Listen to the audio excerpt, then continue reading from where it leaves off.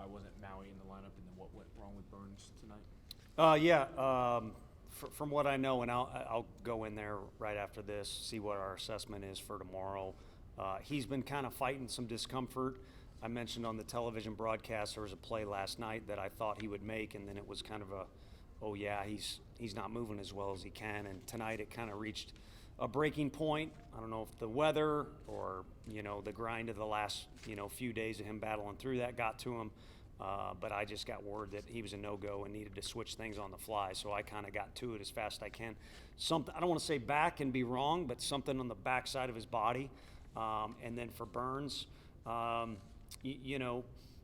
first inning was, I hate to focus on one area, but it's just kind of what pops into my mind. The first inning was tough. I think there's 2 walks in there. Shook to a pitch that maybe we'd all like to redo, but you can't go back in time and do it. And of course, we all know my theory. If the guy, gets underneath it a little bit and it's the 3rd out of the inning, or C. Scott makes a phenomenal play or something like that, maybe we're not even talking about it and he cruises. But, frustration for him as well as us on the outing. What's the key for him to kind of put these last 4 weeks in the rear view and get it going down the back half of the SEC? I think stay true to your roots. I'm just going off the cuff, but stay true to your roots.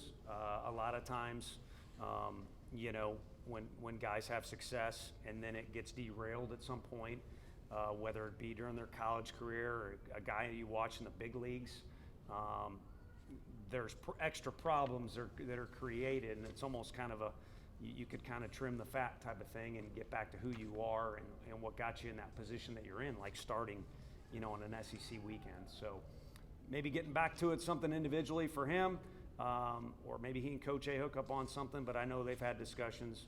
That's my gut answer is stay true to your roots.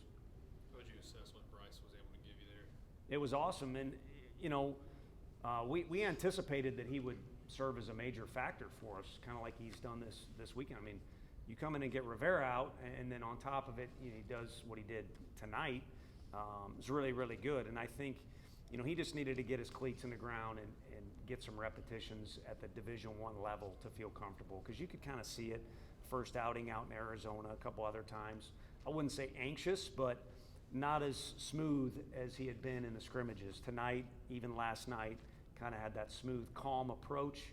Looks like an athlete out there, like he is. He'll tell you he's a superstar basketball player, even though he's not. And obviously the stuff is good enough to do a lot of things. No, it was a quick turnaround, but what went into giving Kendra the start, and how important was it to get Tears back out there? Yeah, it was real quick, and he and Jazzy, I think, are our 2 guys that are options on the infield. They can play all 3 of those positions well, and they're probably pretty equal at what they do as well. Kendro has hit righties a little bit better than Jazzy in the past, so that's what we look to do. And then thought about utilizing Jasloff, but was waiting for the right time, with lefties. So we'll see. Both those guys can play those positions. Simo can play shortstop. We've moved around guys, a bunch in scrimmages. With Chase, do you feel like he's lacking confidence at all? Wouldn't be able to speak intelligently. I don't see anything that would make me, knee-jerk answer that one yes. Again, I think probably frustration. It seems like all the breaks are going against you when it's not going well. I didn't get this call. We could have made this play. We could have scored more runs. Whatever it might be, you start looking at those things, and maybe that feeds into my last answer about creating the problem that's not a problem. And again, I'm just standing here on turf giving you my best answers, but we all know what the guy's capable of doing, and if I find the recipe, I'll give it to him, but probably ultimately up to him and his teammates, on game day, getting back to his roots and doing what he's capable, not trying to do more, not trying to do less. And when things get going, I think the frustrations can pile up, not just for him, but for everybody, and you can't do that. There's things I'm frustrated about from yesterday, but going into today's game, you got to just focus on doing the best you can. That's what we're all trying to do, hopefully. And I'm sure you'd rather the offense not get affected by the pitching on the other side, but when the starting pitchers that y'all have are not getting off to the starts that they usually do, can that just kind of put things off for a team? Can that kind of get guys out of their element offensively or just put things on the wrong track? Yeah, I don't want to take away from the two guys that I don't know how high they can go. It's not my job, but the two guys they've had on the mound have thrown the ball very well for themselves. So late in the game, it might be a little bit because now you got to play strategy, and the guys coming out of the bullpen can let her rip. But they've had two really good starting pitchers throw great against us, and I think just big picture, any baseball team I've been a part of, and then this one in particular. Yeah, if you're not scoring, the pitchers can start to try and be a little too perfect. And if the defense doesn't make a play, same thing. And then it's all the same thing. But you have to kind of take a deep breath. And again, you let the frustrations pile up, you're actually going to create more than actually exist. So you got to understand, defense helps offense, offense helps defense, like that in basketball. Our team's best offense was probably their defense at times. So it all kinds of feeds each other, and I don't have an educated way of saying it right now. I mean, other than Happy Gilmore, feeling the flow, riding the bull. When you're doing that, everybody's working together, and certainly some guys are going to make some mistakes. But if you point out the mistakes and now I got to hit a 2-run homer because we just gave up a run, or I got to strike this guy out because we didn't score the run from third last inning, that's a recipe for a loss, is what that is. But when you got guys that are just forging ahead, moving on to whatever the next task is, and actually get excited about maybe helping their teammate out in whatever way that is, digging down deep, making a pitch, or keeping a ball in front, even though this pitcher's giving up a bunch of lasers, that's a recipe for success. How great was it to get Griffin in there, getting that bat, see him get a single to maybe try to get things going? Yeah, I would agree with that. I mean, he's an older guy and he's a hard worker here in the cage, so you'd be happy in general. But I would say the way in which it came, where he shot a ball hard through the middle, and I don't care where he gets his hits, but last time I was in here and you guys asked me about him, he'd been pulling off pitches, and to shoot a ball through the middle like that means his direction was pretty good. He's fully capable, just like Book was coming off the bench and having the swing that he did, when they are true to their roots.